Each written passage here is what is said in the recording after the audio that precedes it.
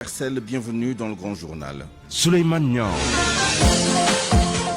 Au sommaire, l'accident survenu hier près de Louga, toujours à la une de l'actualité. La famille d'une victime qui a été inhumée ce matin accuse l'État.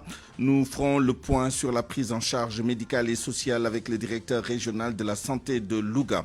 Saisine du Conseil constitutionnel pour l'annulation des projets de loi révisant la Constitution et modifiant le code de procédure pénale. 23 députés de l'opposition saisissent les sages. À suivre les arguments de ces députés et la réaction de la majorité. Prix de l'électricité au Sénégal, la Sénélec étudie la faisabilité d'une tranche linéaire en lieu et place de la structure tarifaire actuelle. Les explications du directeur général de la Société nationale d'électricité dans ce journal. Coup d'état militaire au Niger, le président Macky Sall condamne fermement. Sur place, l'état-major des armées se rallie aux putschistes. Et puis dans notre rubrique Point de vue, nous débattrons des voies et moyens d'endiguer le problème de l'immigration irrégulière.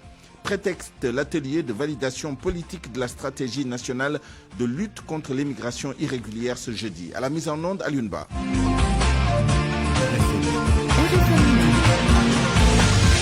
Souleymane Niang. Nous nous rendons donc à Louga au lendemain de l'accident mortel survenu sur la route de Louga, entre Louga et Saint-Louis, à hauteur de Nguyen Sarr, pour faire le point de la prise en charge des victimes et de leurs familles et sur l'évolution du bilan avec le directeur régional de la santé de Louga, le docteur Cheikh Sadibou Senghor, au micro de Nafissatou Ndiaye. Ce matin, tous les 22 corps ont été déjà identifiés. Certains ont été déjà repris par leurs parents et déjà l'élimination a eu lieu.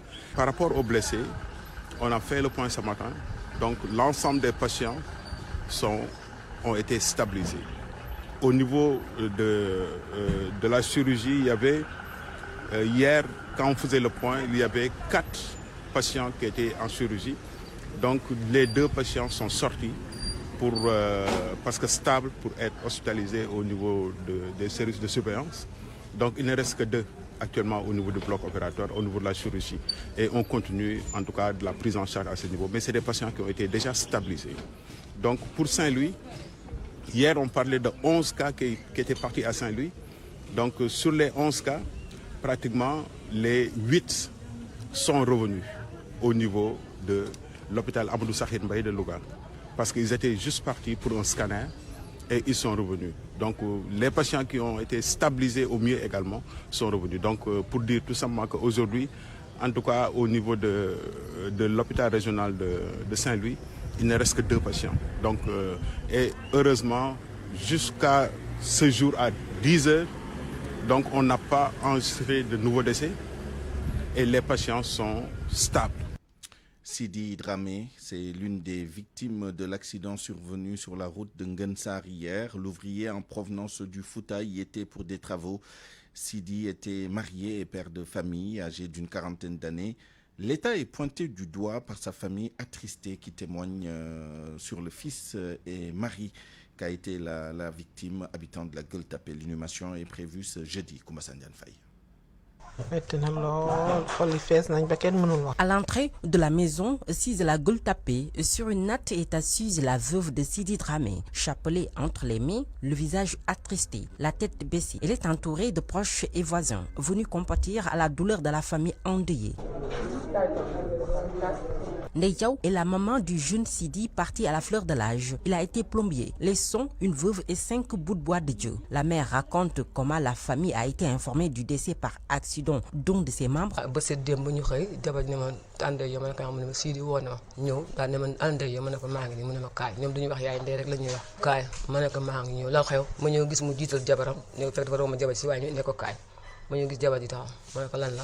Si dafa dee yow ku la ko wax mu ne ma ki ko yóbboon sànci fi mu liggéey Fuuta kooku moo leen woo Impossible de faire parler la veuve, mais sa mère et belle-mère du défunt témoignent du bon mari qu'a été Sidi pour sa fille.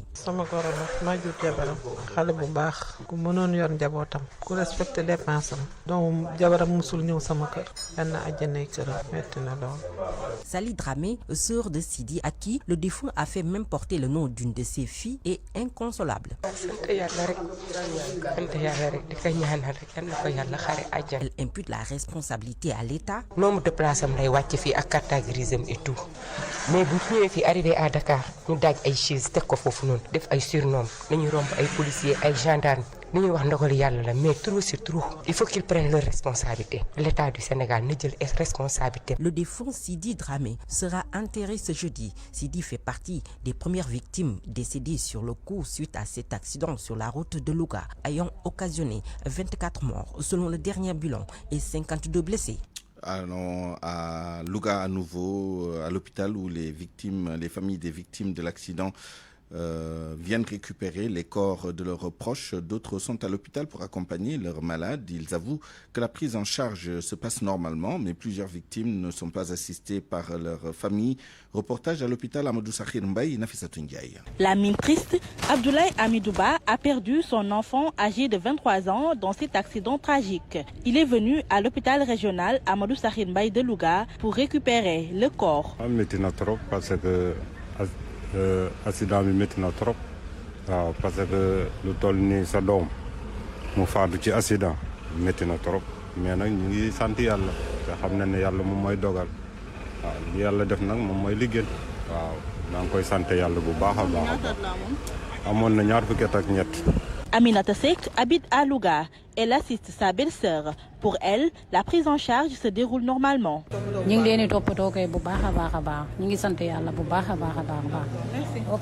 Idi Mbaye vient de Dakar. Son fils fait partie des blessés et son état de santé s'améliore, rassure-t-il. Alhamdulillah, bon, am ñi nga xamni gañ nañ bo tané alhamdulillah, tané machallah. Parce que bàyyi nañ ko tey sax bàyyi nañ ko am ñi nga xam ne même tey am ñi nga xam dañ leen di bàyyi tey. À l'hôpital Amadou Sakhir Mbaye de Louga, le personnel médical fait son possible pour assister les blessés. Nafissatou Ndiaye, Louga, Radio Futur Média. RFM, partout, tout le temps. Validation de la stratégie nationale de lutte contre l'immigration irrégulière. La cérémonie se déroule actuellement à Dakar. Selon le Premier ministre, la stratégie est articulée autour de 5 axes. La répression et la surveillance figurent en bonne partie sur la liste. Le Premier ministre qui précise que l'État est conscient du danger, mais fera face pour protéger sa jeunesse. Je vous propose d'entendre là-dessus Antoine Félix Diome, donc le ministre de l'Intérieur, qui, avec 5 autres ministres, a pris part à la cérémonie d'ouverture aux côtés du Premier ministre Amadouba. La prise en charge d'un tel phénomène n'est pas que sécuritaire. Elle englobe dans son traitement autant les aspects sécuritaires que les aspects économiques, mais aussi sociologiques. Cette tendance des résultats s'est maintenue en 2022, année durant laquelle plusieurs postes frontaliers ont été construits, 4 antennes de la DNLT inaugurées, des équipements dédiés réceptionnés et des interceptions effectuées. C'est pour consolider les résultats engrangés que son Excellence, Monsieur le Président de la République Macky Sall, a indiqué de nouvelles orientations centrées sur une démarche globale, préventive et palliative, en priorisant notamment la sécurité intérieure dans le référentiel national des politiques publiques qu'est le plan Sénégal émergent.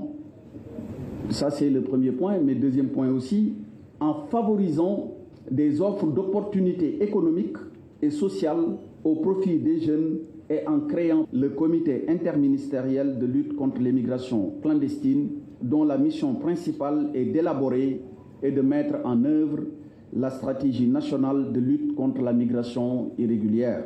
Avec la participation active de tous les acteurs, le Sénégal vient ainsi de se doter pour la première fois d'une stratégie en matière de gestion de la migration qui vise à réduire drastiquement la migration irrégulière à l'horizon 2033.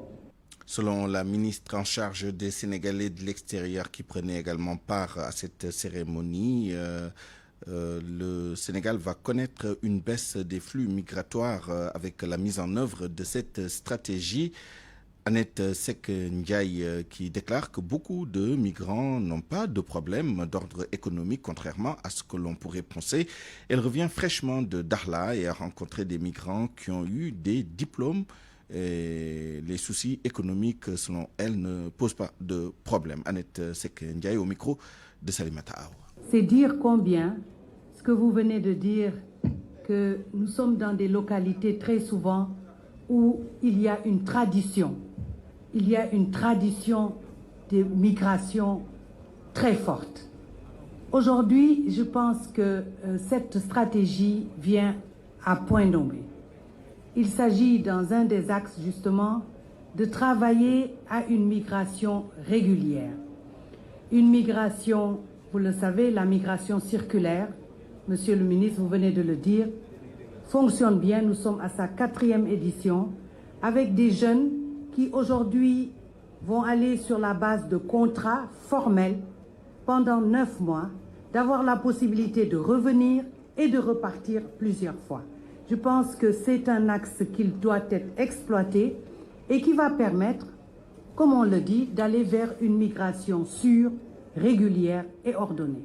Et la question des problèmes économiques est à revoir parce qu'aujourd'hui, la plupart d'entre eux avaient une activité qui leur a permis d'économiser, de partir et de faire partir plusieurs membres de leur famille. 12h, bientôt 12 minutes. Dans l'actualité politique, les députés de l'opposition ont déposé un recours auprès du Conseil constitutionnel au fin de faire annuler les projets de loi portant modification de la Constitution et des articles 29 et 87 de la Constitution, ainsi que le projet de loi ou la loi adoptée par l'Assemblée nationale portant modification du code de procédure pénale. Un des membres de ce groupe, le député Mohamed Aïb Dafé, explique leur initiative et dit croire à la compétence du Conseil constitutionnel pour dire le droit. Il est joint par Awambaye. Nous avons déposé ces recours-là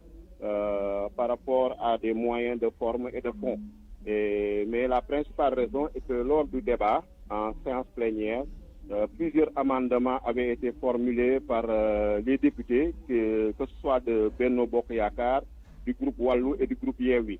Donc malheureusement, le ministre de la Justice avait, au nom du gouvernement, avait invoqué l'article 82 et avait rejeté tous ces amendements-là. Et il s'agissait d'améliorer ce texte, ces différents textes. Et malheureusement, ces amendements n'ont pas été débattus. Et nous avons constaté que ces textes avaient des insuffisances de forme et de fond.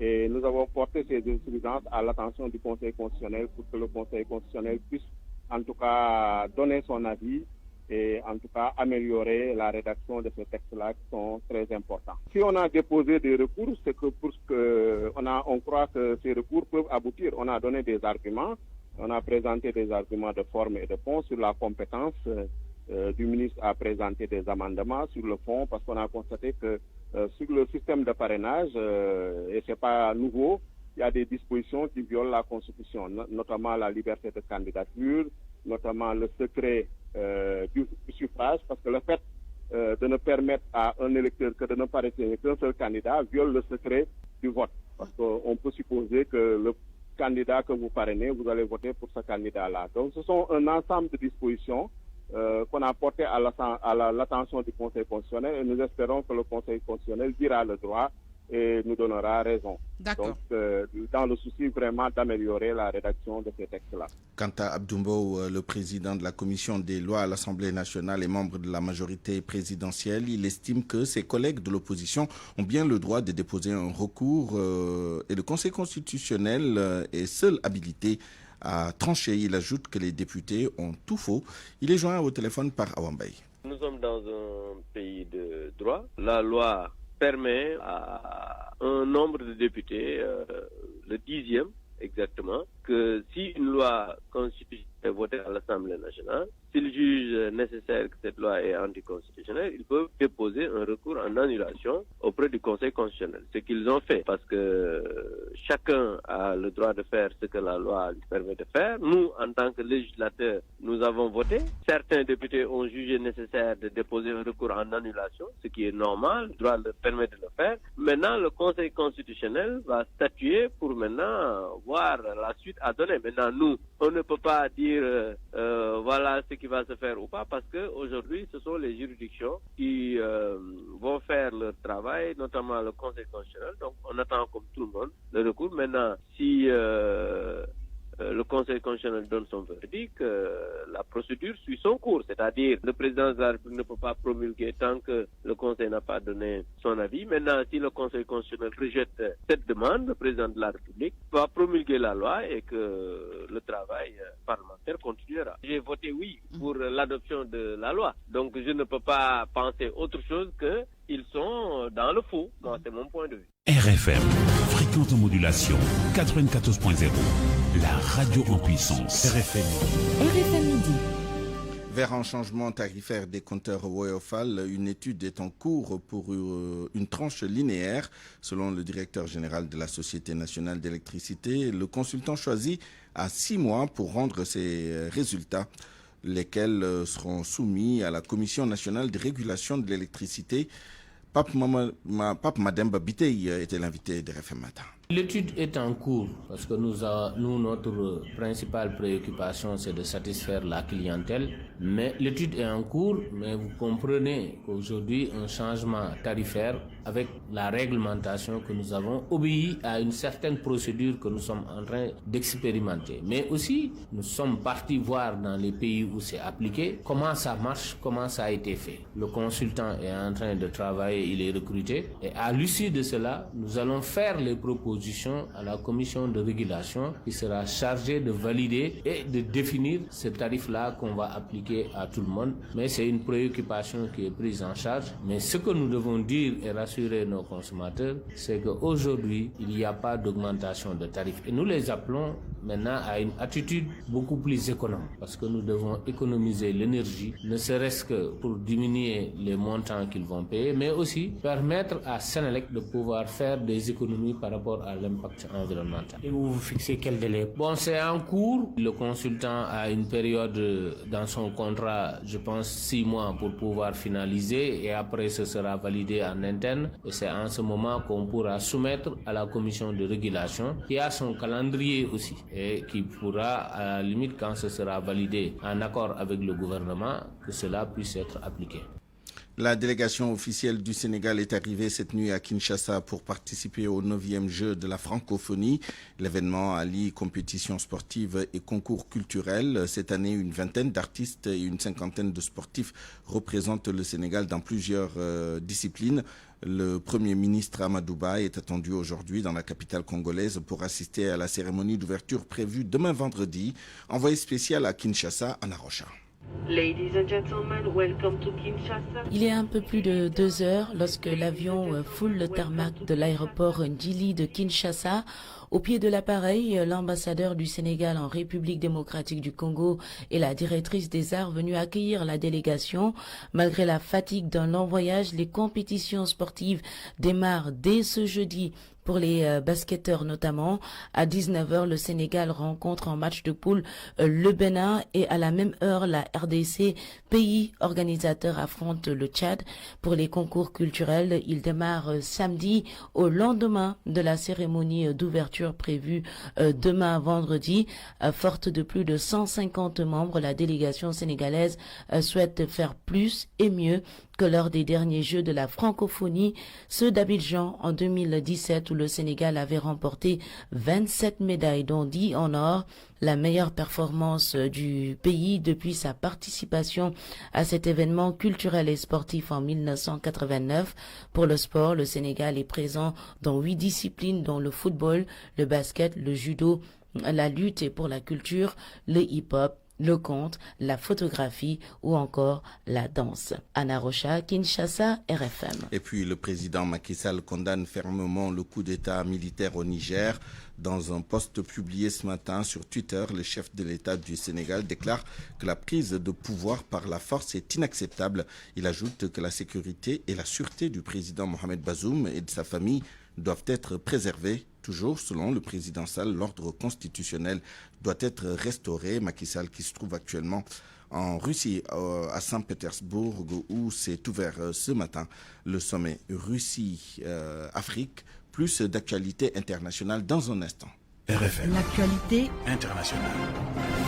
Avec vous, Georges Déthié Diop, bonjour. Bonjour, Souleymane. Le coup d'État au Niger, l'armée annonce souscrire à la déclaration des putschistes. C'est ce matin que le chef d'état-major des armées l'a fait savoir. Le général Abdou Sidikou Issa a déclaré dans un communiqué que le commandement militaire des forces armées nigériennes a décidé de souscrire à la déclaration des forces de défense et de sécurité afin d'éviter une confrontation meurtrière entre les différentes forces, afin aussi de préserver l'intégrité physique du président Bazoum et de sa famille.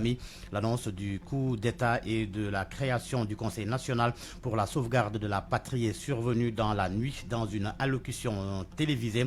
Toujours à propos de ce coup d'État au Niger, il est consommé selon un enseignant-chercheur à l'université de Zender au Niger, Abdourahmane Diko, par ailleurs chercheur à Timbuktu Institute, revient sur les raisons qui auraient poussé les militaires à prendre le pouvoir. Pratiquement, on peut supposer que le coup d'État au Niger est consommé et qu'un coup d'État n'a jamais été apprécié par les instances régionales et internationales. Donc c'est normal qu'aujourd'hui des organisations, y compris nationales, s'organisent pour demander un retour à la vie constitutionnelle normale. Donc ici nous sommes dans un contexte politique assez tendu, et du fait de certaines situations assez inédites, puisqu'il faut le préciser que c'est un coup d'État auquel les gens ne s'attendaient pas, qui malheureusement est arrivé et qu'aujourd'hui nous sommes à la fin de la suspension de toutes les institutions démocratiques et l'instauration d'un état d'urgence qui est là et on fonctionne avec. À quoi serait dû ce coup d'État? Aujourd'hui, s'il faut se fier aux déclarations de la junte au pouvoir, ils ont avancé deux raisons essentielles. D'abord, ils parlent de la mauvaise gouvernance qui est liée, qui est caractérisée par la corruption, qui est caractérisée par le détournement du deniers publics. Et la deuxième raison qu'ils avancent, c'est l'incapacité de l'État à restaurer la sécurité sur l'ensemble du territoire national. Donc, du coup, on a d'autres raisons non évoquées qui expliqueraient un peu cette situation-là. Abdourahmane Diko répondait aux questions de Seydou Nourouba et puis notait que le président Bazoum, qui n'a pas formellement démissionné, n'est toujours pas libre de ses mouvements. Les Nations Unies, l'Union européenne et la Russie appellent à sa libération. Au Maroc, une cinquantaine de personnes interpellées hier lors d'un vaste coup de filet antiterroriste visant des partisans présumés de groupes djihadistes. Parmi elles, 21 ont été placées en garde à vue sous la supervision du parquet. Ces interpellations ont résulté de l'opération simultanée dans plusieurs villes du pays conduite par des agents du Bureau central d'investigation judiciaire et les forces spéciales antiterroristes de la Direction générale de surveillance du territoire national. Au Cameroun, le bilan de l'effondrement d'un immeuble le week-end dernier s'est alourdi. Au moins 40 morts selon le gouverneur de la région du littoral. Un précédent bilan des autorités déplorait 37 morts lundi, dont une fillette de 3 ans et une jeune femme de 19 ans. Dans la nuit de samedi à dimanche, un immeuble d'habitation de 4 étages situé dans le nord de la ville de Douala s'est effondré en partie sur un autre bâtiment résidentiel d'un étage. Le sommet Russie-Afrique à Saint-Pétersbourg. Le président Vladimir Poutine promet des céréales gratuites aux dirigeants africains. Le président russe a déclaré qu'il leur offrirait des dizaines de milliers de tonnes de céréales d'ici quelques mois, malgré les sanctions occidentales qui, selon lui, rendraient plus difficile pour Moscou d'exporter ses céréales et ses engrais. Pour lui, la Russie est prête à fournir au Burkina Faso, au Zimbabwe, au Mali, à la Somalie, à la République centrafricaine et à l'Érythrée 25 à 50 000 tonnes de céréales gratuites chacun dans les 3-4 prochains mois. Selon Vladimir Poutine, la Russie s'attend à une récolte record de céréales et est prête à remplacer les exportations de céréales ukrainiennes vers l'Afrique sur une base commerciale et d'aide pour honorer ce qu'il a qualifié de rôle critique de Moscou dans la sécurité alimentaire mondiale. Le sommet de Saint-Pétersbourg vu de Bamako, selon le directeur de l'Observatoire du pouvoir et de la société, il représente beaucoup pour le continent africain et en partie pour le Mali. Baka Bini Keita au micro de Zanga Abdoulaye Ouattara. D'un point de vue militaire, la Russie quand même est un grand soutien à beaucoup de pays africains. Je pense que la Russie apporte beaucoup au Mali. Les turbulences que le Mali vient de traverser, sans le soutien diplomatique de la Russie et de la Chine, ça va être difficile. La visite d'Assimi, je crois que c'est aussi un démenti et une manière aussi de remettre en cause, de casser la logique d'isolement que les Occidentaux veulent faire contre notre pays. Vous n'êtes pas sans savoir, la Russie fournit quand même beaucoup de matières premières à l'économie mondiale. Ce sommet-là, à mon avis, le Mali peut en tirer beaucoup du point de vue technologie. Dans le domaine industriel, ce voyage peut être un bon point de départ pour cette relance économique de notre pays. Et c'est la fin de cette page Inter-Souleyman. Merci, Georges Détié-Diop. Parole aux auditeurs. L'actualité, qu'en pensez-vous? Moi, je pense que vous devez. Réagissez dans nos éditions d'information sur l'actualité. Bonjour. Du lundi au vendredi, vous avez la parole sur RFM.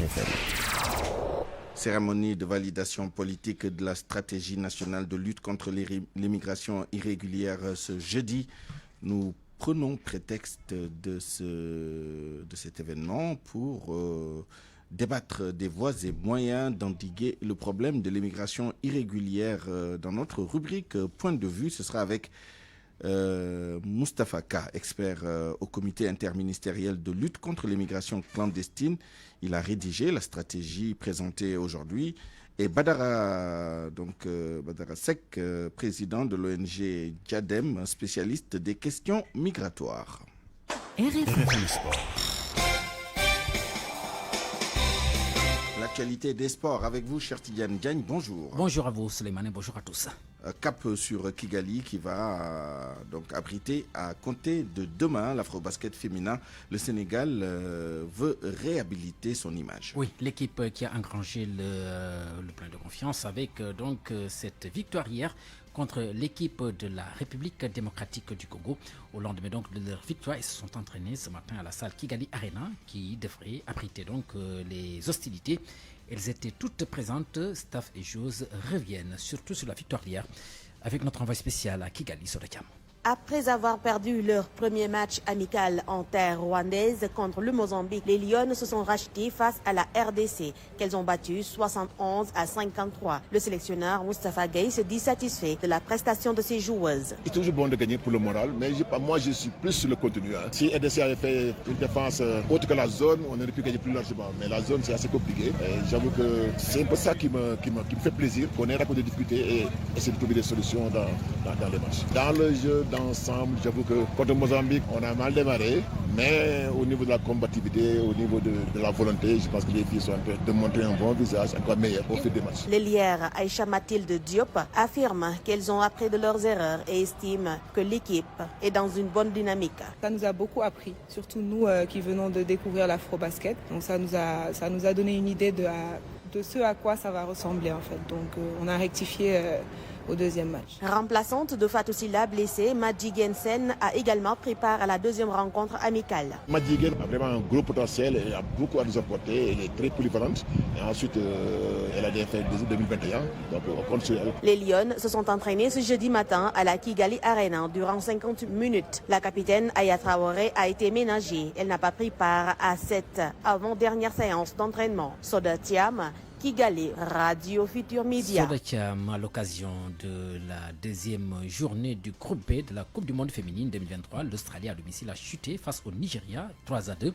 C'était donc ce jeudi, malgré l'ouverture du score par l'Australie par l'entreprise plutôt de Van Egmond à la 46e minute pour les Australiennes. Les Nigériennes ont été renversantes avec des buts de Kanou. Il s'agit donc dans le temps additionnel de la première période donc 6 minutes après.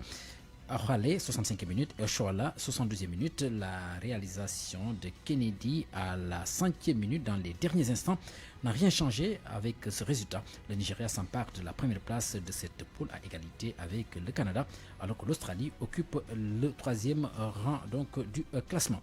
Le foot au masculin cette fois-ci pour son 3e match de préparation avec Chelsea. L'international sénégalais Jackson Mendy, nouvellement recruté par les Blues, a été de nouveau décisif pour la 3e fois consécutive. Jackson a ouvert le score dès la 12e minute face à Newcastle cette nuit. Score un but partout entre les deux formations. C'est donc son 2e but avec Chelsea. Pape Gueye aussi marque pour l'Olympique de Marseille qui dispute en ce moment un match de préparation contre Warwick, un club néerlandais. Ismaïla Sarr tient sa place de titulaire dans l'effectif marseillais. Ismaïla Sarr donc nouvellement recruté par l'équipe de l'Olympique de Marseille. Arsenal lui corrige aussi FC Barcelone 5-3 avec notamment un doublé du Belge Leandro Trossard. C'était donc cette nuit un match amical international. Aussi, le Real Madrid a dominé Manchester United 2-0. Jude Bellingham, la nouvelle recrue anglaise en provenance de Dortmund, avait le score pour les Merengues Suleiman. Navetan, les phases nationales de l'ONGAM se tiendront en fin septembre à Sédhiou. C'est prévu exactement entre le 23 et 30 septembre dans la capitale du Bakau. L'ONGAM, il s'agit donc de l'Organisation nationale de gestion des activités de masse qui mise aussi sur le football, mais également la culture locale pour favoriser le développement du football au niveau local. Le compte rendu signé Fatumbo à Kaolack où s'est tenu une conclave avec, disons, ces organisateurs des phases nationales de l'ONGAM. Les préparatifs de la phase nationale du football local ont rassemblé tous les acteurs de l'Organisation nationale de la gestion des activités de masse. Les membres ont décidé de reprendre les tournois dans la région de Sédhiou, selon leur vice-président Maudodja. La région de Sédhiou a été retenue pour abriter nos phases nationales pour l'édition 2023. Ces phases nationales aussi seront accompagnées par des activités citoyennes. Maudodja affirme que pour promouvoir le football local, plusieurs défis se présentent. C'est de faire des AIC, des outils de développement. Cette année, nous allons donner un aspect culturel à nos phases. Je pense que c'est important qu'il parle d'associations sportives et culturelles. Il ne peut pas tout simplement se baser sur les activités sportives. L'ONGAM accorde une grande importance à la question des licences, d'où la nécessité de mettre en place un conseil régional dédié à cette problématique. À un certain moment, il faut dire que la licence a été gratuite dans le renouveau. Mais on s'est dit qu'aujourd'hui, on ne peut pas, avec tout ce qu'on a voulu faire des AIC, des outils de développement, sans penser à l'aspect financier. C'est le nerf de la guerre. Donc les structures de base ont besoin de moins. Beaucoup d'organes ont des difficultés parce qu'il n'y a plus de conseil régional. Les phases nationales des tournois de l'ONGAM vont se dérouler du 23 au 30 septembre prochain dans les départements de Sédhiou, Goudompo et Bounkiling. Fatumbo Kaolack, Radio Futur Média. Fatumbo, merci Suleiman. Mais pas par rapport au nom de Nicolas Jackson et non Jackson Mendy, qui semble me rappeler un nom que je vais chercher tout à l'heure, donc Jackson Mendy, mais c'est plutôt Nicolas Jackson, l'international sénégalais qui s'est signalé avec sa nouvelle formation. Il s'agit de l'équipe de Chelsea. Il a été auteur du seul but inscrit par sa formation Blues, Chelsea face à l'équipe de Newcastle, c'était hier, un but partout. Il s'agit de son deuxième but avec les Blues de Chelsea. Je profite de la brèche pour ma part également corriger le nom de l'un de nos intervenants à Point de Vue, Badara Ndiaye, président de l'ONG Diadem, spécialiste des questions migratoires, et non Badara Sek, mea culpa. La revue de presse avec Georges Détié Diop. Tout simplement tragique. L'accident, le grave accident à Louga à hauteur de Ngensar. Tous les journaux ou presque s'en font l'écho. Le lourd bilan occupe d'ailleurs les unes. 24 morts et 52 blessés, dont 43 graves, souligne Le Soleil. Un nouveau carnage, s'exclame Enquête. Le drame de trop renchérit les Échos. L'AS fait état d'une rengaine mortelle. Sud Quotidien du retour des vieux démons. Le journal Le Quotidien, lui, parle de choc à l'île à Morphil. Le Soleil de dérapage fatal pour expliquer les raisons de l'accident. Le quotidien gouvernemental indique que sous l'effet du vent et de la pluie, le chauffeur a perdu le contrôle du véhicule lourdement chargé qui a fini dans le décor à hauteur du village de Makabragé, ce que confirme Tribune. Selon le journal, la surcharge et l'excès de vitesse ont causé 25 morts, ce qui explique d'ailleurs le titre du journal L'Observateur, bus à vitesse mortelle. L'Observateur qui publie en page intérieure la liste des 24 personnes décédées. La surcharge, on en parlait. Dans l'enquête, le ministre de l'Intérieur, Antoine Félix Diome, qui s'est déplacé sur les lieux, fait savoir que le cumul des morts et des blessés dépasse de loin le nombre fixé sur la carte grise du véhicule. Besby Le Jour se fait l'écho de ses propos et rapporte que le ministre de l'Intérieur indexe une surcharge avec 76 passagers au lieu de 60. Son patron, lui, le chef de l'État, a exprimé sa compassion. Le Soleil le souligne à sa page de titre. Pendant ce temps, Réumi Quotidien s'offusque du fait que les mêmes causes produisent les mêmes effets dramatique. Le confrère relève que 6 mois après 6 kilos et sa quarantaine de morts, un accident survenu à hauteur de Nguensar livre un premier bilan lourd de 24 décès et plus de 50 blessés. Ainsi, le journal se pose des questions autour de la pertinence des mesures prises par le gouvernement contre l'insécurité routière. Toujours sur cet accident, le journal Source A recueilli des confidences qu'il qualifie d'inédites. 3 morts ont été identifiés à Djoubé Diabé, le village du député Samba Ndiaye. L'ancien parlementaire de Benno Bokk Yakaar confie au journal qu'on lui a rapporté 2 nouveaux décès, ce qui porterait le bilan à 26. À lire à la page 5 du journal l'identité des 4 morts dénombrés entre Kaskas et Tungal. Aboubakry Sow, maire de mairie, confie au journal qu'au moins il y a eu 25 morts d'après les gendarmes. Les pneus du véhicule n'était pas en bon état. Il n'était pas adapté à la pluie. Il y a eu dérapage. Il est allé heurter un arbre. Les pneus étaient en l'air. L'émigration irrégulière avec le rapatriement de 50 Sénégalais de Dakhla. Le récit terrifiant des migrants malades à lire dans l'Observateur. Victimes d'AVC, ils vendent ses biens pour tenter l'émigration et se dit prêt à récidiver. Le supplice du migrant diabétique, le témoignage du jeune brûlé et les morts jetés en mer. Pendant ce temps, Source A nous apprend que le Sénégal est le deuxième hub de départ. 95% des migrants sont des hommes. La nationalité sénégalaise caracole en tête de toutes les nationalités africaines. À la date du 24 juillet, 119 530 migrants ont été débarqués en Europe, soit 110 157 par la mer et 9 373 par voie terrestre. 2153 migrants en sont morts ou disparus. Dans la traversée du désert, confie-t-on au journal, les migrants sont confrontés à la chaleur, au risque de déshydratation, d'abandon, de présence de coupeurs de route et de kidnapping. Quant à la traversée de la Méditerranée, de nombreux morts et disparus sont notés en mer. Pour la traversée des frontières, ils encourent le risque d'interception. Selon Source A, le coût du voyage par candidat est de 500 à 600 $. La politique à présent, avec la suppression de la CREI et la modification des articles 29 et 87 de la Constitution, les députés de PASTEF saisissent les 7 sages. C'est du moins ce que confie le journal Les Échos. Le recours suspend du coup toute la procédure, la session fermée lundi prochain. Tout ça vise à ralentir ou empêcher l'éligibilité de Karim et Khalifa Sall, assure une source au journal Les Échos. À vos kiosques et bonne lecture. Parole aux auditeurs. L'actualité, qu'en pensez-vous? À 12h37, bienvenue dans notre rubrique Point de vue. Comment prévenir et le cas échéant pallier l'immigration irrégulière? Quelle stratégie? C'est autour de cette question que va s'articuler notre débat d'aujourd'hui avec monsieur Moustapha Ka, expert au comité interministériel de lutte contre l'immigration clandestine, qui est l'un des rédacteurs de la stratégie présentée ce matin. Monsieur Ka, bonjour. Bonjour. Nous sommes également avec M. Badara Ndiaye, président de l'ONG Diadem, spécialiste des questions migratoires. M. Ndiaye, bonjour. Bonjour. Alors, M. Moustapha Ka, comment pourriez-vous nous résumer la stratégie nationale de lutte contre l'immigration irrégulière? Quels sont les principaux axes et qu'est-ce qui va changer par rapport à ce qui a été fait jusqu'à présent? Oui, je dis bonjour, monsieur. Je voudrais en quelques mots donner mon point de vue par rapport à cette question, la stratégie nationale de lutte contre la migration irrégulière. Je dois dire que c'est la première fois que le Sénégal adopte un document de stratégie nationale de lutte contre l'immigration clandestine. Et la particularité de ce document, c'est que elle a été très inclusive dans son élaboration. Moi, personnellement, j'étais l'expert consultant en charge de l'élaboration avec mon équipe. Et nous avions pu, pendant 18 mois d'affilée, réaliser ce travail.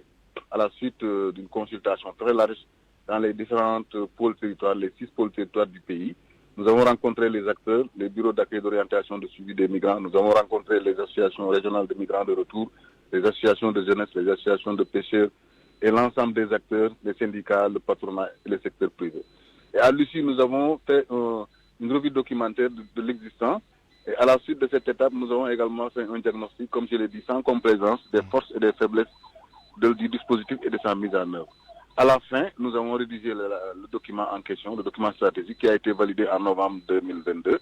Et aujourd'hui, sous la présidence de M. le Premier ministre et du ministre de l'Intérieur et des autres ministres en charge de la question, nous nous sommes réunis à l'hôtel Terroubi pour valider politiquement cette stratégie. qui se veut inclusive dans sa conception, mais également dans sa mise en œuvre. Mais dans le diagnostic, justement, quelles sont les problématiques majeures? Qu'est-ce que vous avez découvert par rapport au travail préalable que vous avez fait, c'est-à-dire toutes les consultations et la revue documentaire? Dans le diagnostic, nous avons commencé d'abord par relever les nombreux efforts déployés par l'État du Sénégal à travers les différentes structures spécialisées. Et ces efforts portent d'abord sur l'encadrement juridique de la question. Et depuis 2005, le Sénégal dispose d'une loi sur la lutte. Et je dois le dire que le Sénégal fait partie des premiers pays ouest-africains à disposer d'une loi sur la lutte contre la traite des personnes et pratiques assimilées. Il faut entendre par pratiques assimilées la lutte contre l'immigration clandestine ou le trafic illicite de migrants par terre, air et mer. Après avoir recensé l'ensemble de ces actions, ces efforts, identifié le cadre juridique et institutionnel, nous avions essayé de déceler les lacunes ou les insuffisances afin de mieux orienter le choix des axes stratégiques en question. Et les principales difficultés, c'est de dire que malgré les efforts, le phénomène persiste avec les événements que nous connaissons, que nous sommes en train de vivre. Et nous avions également su qu'à côté des causes profondes de la migration, il y a d'autres causes liées à l'intérêt de regroupement familial, à des causes de découvrir l'Europe ou l'Amérique, compte tenu des discours tenus par certains qui croient que arriver dans ces pays-là, c'est réussir toute sa vie, alors que parfois c'est tout à fait le contraire. Donc pour résumer, la stratégie tourne autour de 5 axes stratégiques. La première porte sur la prévention. La deuxième, la prévention, c'est s'attaquer aux différentes causes, parmi lesquelles les causes profondes, les causes économiques, l'insuffisance de l'emploi, l'entrepreneuriat, la formation, etc. Et le deuxième axe stratégique porte sur la gestion des frontières, qui est une question un peu technique. Mais là également, nous nous sommes rendus compte qu'avec la direction de la police de l'air et des frontières, nous avons maillé notre territoire de postes frontaliers qui permet de faire une surveillance accrue et permanente sur les entrées et sorties afin de déceler donc les départs irréguliers et les entrées irrégulières. Le troisième axe portait sur les mesures de prévention, de répression. Et là également, nous avons relevé le rôle important du ministère de la Justice à travers les différents efforts déployés. D'ailleurs, le ministère de la Justice en personne a adressé 3 circulaires d'application pour inviter les acteurs à plus de rigueur dans le traitement des dossiers donc de trafic illicite de migrants. Le quatrième élément dernier axe porte sur les mesures d'assistance de protection. Là également, nous avons insisté sur le principe de l'immunité du migrant qui ne peut faire l'objet de poursuites de condamnation du seul fait de son statut de migrant. Par contre, l'État, comme l'État le fait toujours, à chaque fois que des migrants de retour sont signalés, l'État apporte son soutien en termes d'accompagnement, d'accueil, d'orientation, de suivi. Et le dernier axe également répond à une préoccupation très actuelle qui consiste à encadrer et réorganiser les migrants de retour afin de les insérer dans le tissu économique. Très bien. Donc, c'est l'organisation de retour un retour digne de ces migrants-là, afin qu'une fois arrivés au Sénégal, qu'ils puissent trouver des occupations économiques et sociales qui leur permettent. Merci pour cet effort de synthèse des axes de cette stratégie. Je voudrais entendre M. Badara Ndiaye, président de l'ONG Diadem, spécialiste des questions migratoires, sur justement le processus d'élaboration et sur le contenu de cette stratégie. D'abord, est-ce que vous avez été consulté dans le processus? Quelle que soit votre réponse, quelle est votre réaction à cette présentation, disons, synthétique de la stratégie? Merci beaucoup à M. K, que j'ai vu ce matin à la réunion de validation politique. Oui, nous avons été consultés durant le processus par l'équipe de l'ancien SILEC. Maintenant, c'est qui a changé de dénomination, SILMI. Parce que justement, nous, on avait attiré l'attention des autorités que le concept de migration clandestine était un concept qui péjorait et qui criminalisait la migration. Et que, au niveau international, le concept, c'est migration irrégulière. Et dans toutes les conférences internationales, les accords, c'est migration irrégulière. Et donc, de ce fait, ils ont entendu nos avis, nos recommandations à ce sujet-là. Ensuite, les axes visant à combattre la traite, le trafic des migrants, c'est vraiment un axe tout à fait important. Aussi, il me semble que la question, il y a une question qui est très importante. C'est-à-dire que souvent, on pense qu'avoir un emploi empêche de migrer. Je pense que c'est pour ça que la réflexion posée par M. K est intéressante. Il dit qu'il y a beaucoup de facteurs qui amènent à migrer. Et il y a un des facteurs que nous avons découvert, nous, sur le terrain, c'est la notion d'opportunité. Quand j'ai discuté avec des jeunes dans le cadre de nos activités, il y a un jeune qui m'a dit il y a quelques mois, à Vélingara, il avait 17 ans, il est passé par la Libye. Je lui ai dit, mais pourquoi voulez-vous aller en Europe? Il a dit, je voulais aller à la mondialisation. Et donc, quand j'ai essayé de creuser, c'est la notion d'opportunité qui commence à configurer les dynamiques migratoires et les projets migratoires. Et les jeunes que nous avons ne sont pas des enfants, ce sont des jeunes adultes. Et je pense que si on a cela, je pense que les réponses qui sont offertes nous semblent être des réponses assez intéressantes et fort utiles, en particulier le fait d'offrir des possibilités d'emploi aux jeunes, mais aussi le fait d'offrir des possibilités de migration légale vers les pays européens. Mais il y a un troisième point que je voudrais proposer à l'exploration de manière plus large, et ça va aller dans le cadre de la politique migratoire au sens large du terme, c'est que nous devons pouvoir explorer les possibilités offertes par la migration de main-d'œuvre, la migration de travail. Et beaucoup de pays aujourd'hui misent sur les possibilités qu'offre la migration de main-d'œuvre, la migration de travail, que l'emploi n'est plus seulement une question nationale, que l'emploi est devenu une question sous-régionale, une question nationale, une question internationale. Donc ça demande, évidemment, ça va entraîner des réformes institutionnelles, des changements, mais je pense que la stratégie est très bien partie pour fédérer, et donc je l'ai vu dans la salle, pour fédérer de nombreuses initiatives, y compris les associations et les migrants de retour. Et je pense que, combiné à la politique migratoire, on devrait avoir de très bons points d'appui pour élargir la réflexion et avoir des résultats d'impact. Moi, la question principale pour nous, c'est qu'on ne peut pas dire aux jeunes ne voyagez pas. Ça, c'est une question qui est une question très importante, mais on peut leur dire qu'il n'est pas acceptable qu'on voit nos jeunes mourir dans l'océan Atlantique ou dans le désert. Donc, une fois que cette hypothèse, nous l'avons, ça nous permet de nous connecter à ce que disait tout à l'heure M. K, que je remercie très bien, que je connais d'ailleurs, sur la question des opportunités d'emploi, l'employabilité. L'employabilité, ça offre des possibilités d'emploi au Sénégal, mais ça offre des possibilités d'emploi à l'international. La formation, l'éducation, on a beaucoup insisté là-dessus. Alors, M. Moustapha K, reste la question de l'opérationnalisation de la stratégie nationale. Quelles sont les certitudes que vous avez par rapport à la mise en œuvre justement des activités, parce que c'est ça le plus important. Qu'est-ce qu'on va faire, comment on va le faire, et est-ce qu'on peut avoir des assurances que tout ce qui a été recommandé sera mis en œuvre? Par rapport à cette question, je dirais que en tout cas la planification de la mise en œuvre a été bien prise en compte à travers deux volets. Le premier volet, c'est la stratégie comporte un plan d'action quinquennal, et dans lequel les différentes activités qui sont prévues dans les 5 ans sont bien définies, avec l'identification des structures responsables, mais également avec l'implication de toutes les personnes, en tout cas, qui ont des attributions en matière de lutte contre l'immigration irrégulière.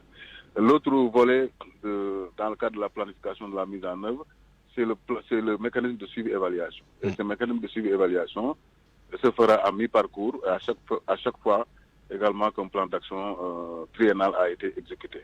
Donc voilà les deux instruments de mise en œuvre, mais sur le plan des risques, nous avons relevé lors de la présentation 2 risques majeurs. Le premier est de savoir comment maintenir cet engagement, cet élan de mobilisation qui a en tout cas été perçu à travers tous les partenaires nationaux comme internationaux.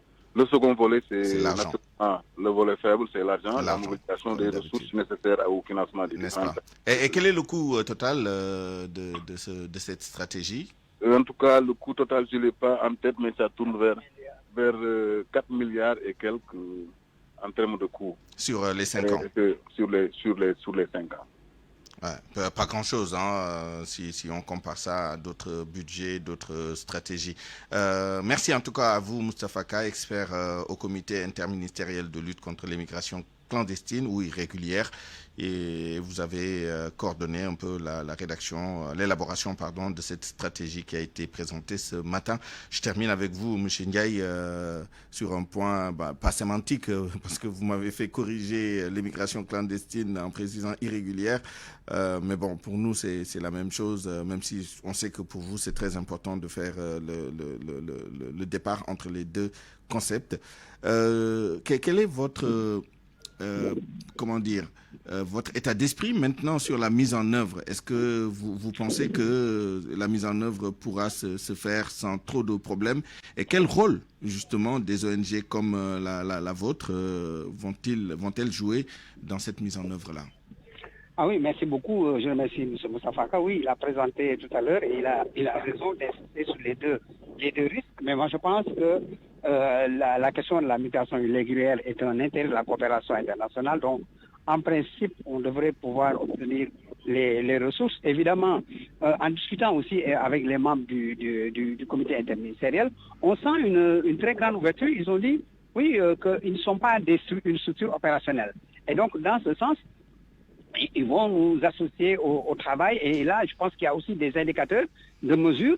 Bon, donc nous participerons à tout ce processus de mise en œuvre, de discussion sur la mise en œuvre, parce qu'il faudra discuter des conditions de la mise en œuvre, et après on évaluera, on participera à l'évaluation, et je pense que les membres du secrétariat permanent, le commissaire divisionnaire Bokar Ly et son équipe sont très ouverts sur cette question. Maintenant, toute la question, c'est au niveau aussi des associations, de la société civile.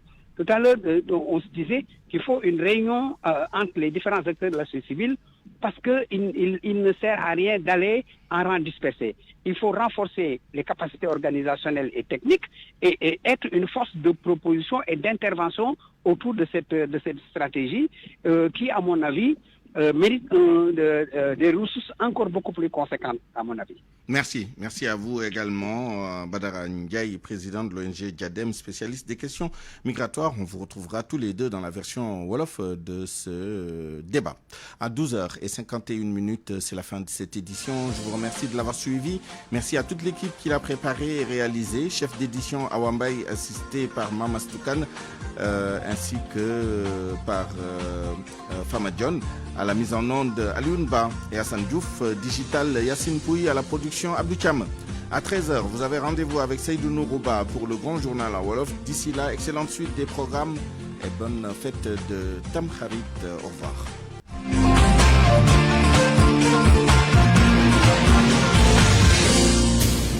Publicité